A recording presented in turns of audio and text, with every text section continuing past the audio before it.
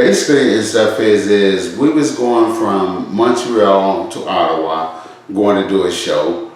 Sid Vicious was driving in the front seat, had the sunroof open. Phil LaFon sitting in the front seat. Doug First was sitting in the back. I was sitting on the other side. We ride along this trip, and you know me. I'm in Canada. I'm in Montreal. I'm gonna find some good. So I found some good shit, right? So, you know, got one twisted up and shit. So we all gonna smoke in the car and shit on our way. So we all pass the joint around, all except for Doug First, because he don't smoke and shit. He just getting contact high. Got the window down, like, damn, that shit stink. You know, Doug take a couple hits, Sid take a couple hits. You know me, I Bogart, Snoop Dogg it, you know, finish it all off and shit. So we riding down the road and shit. And all of a sudden, we're doing about 85, 90, going down, probably doing about like 120. You know, Canadian kilometer mile anyway. So we're doing about 120, 130, just getting down the road from Montreal, headed down to Ottawa.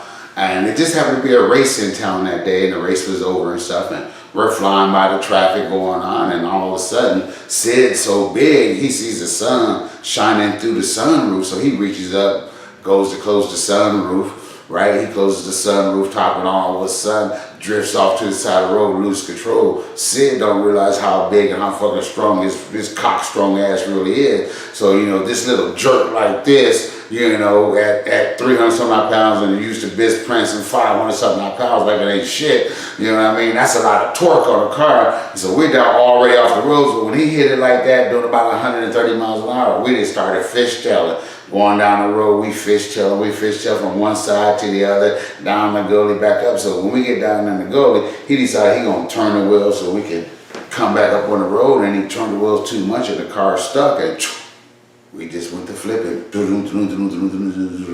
Next thing you know, man, everybody in the car is hurt but me. You know what I mean? So, you know, I'm out, you know, the race people just happen to be behind us. They come, we snatch everybody out the car, drag them up the hill. People behind us just come snatch out the blankets. The MT just happen to be behind us.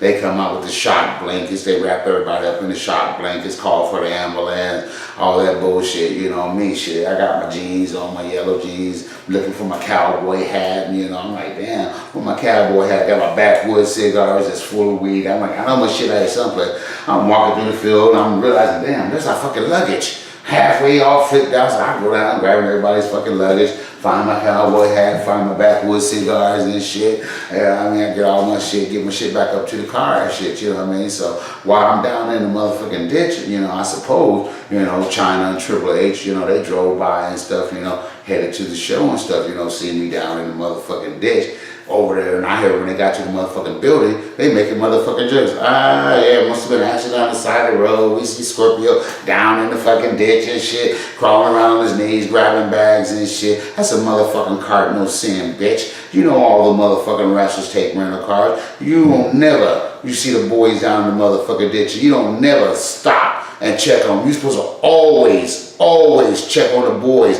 when you're driving down the road, when you're headed to the same town. And you don't come back and start talking shit. So right away, I'm mad, I'm shitty, I'm pissed. By the time we come from the hospital, thank God, Ron Simmons, and you know, all of those guys stopped. At that time, Savio Vega had his clique, had his crew. They was all there. Thank God all those guys stopped and shit. They all went to the hospital with us. They went to the hospital, called the boss, made the call. Boom, they went on the TV and shit, made it up to Ottawa. Stayed at the hospital, got done with that, went to TV. I'm supposed to fight Triple H that night. I was like, shit, this ain't gonna be no wrestling match if I go out here and fight Triple H tonight. It's gonna be a motherfucking fight. So I talked to Pritchard, yo, I gotta have a day off, car accident, don't know what's wrong with me, yada, yada, yada. I didn't stay, they wanted me to stay, get checked. Like, fuck, I ain't hurt, shit, ain't need to get checked. You know what I mean? But at the same time, I don't think I should be wrestling tonight. He said, shit, you're working. He says, if you want the night off, you go talk to Vince. So I went and talked to Vince. Told him my same story, told him the shit that was going on, yada, yada, yada. Told him how I felt. Told him if I go tonight in there with Triple H because of the bullshit him and Chyna said, it ain't gonna be no wrestling match, it's gonna be a motherfucking fight.